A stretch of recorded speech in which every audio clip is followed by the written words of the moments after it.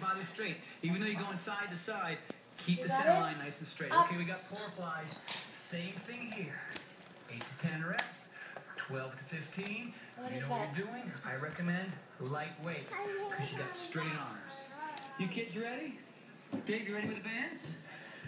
Kids, I got 15s, and trust me, you don't need more than that. We're doing big, long pulls. 1 foot. Come on, mummies. It's time to go, you guys. Let's go. Up, pull. Oh my God. Down. Relax. Oh, Jessie, I need those. Pull.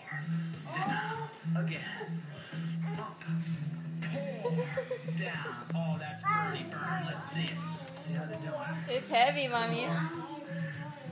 Good. Look at that big pull. Straight arms. Oh, Jerry's zooming in. Man, so you don't want to do that. You want to do this. You just want to go straight up. Little isometric hold. Works the same way. Nice. Oh my goodness. Good. How many? 12? Oh, Jessie, I need 12. those. He's doing 2 bonus ones. He's not doing 8 to 10. He's doing a couple of because he hasn't found the part. Same thing. Laura, how many are you going to do? 12. Nice. Burn.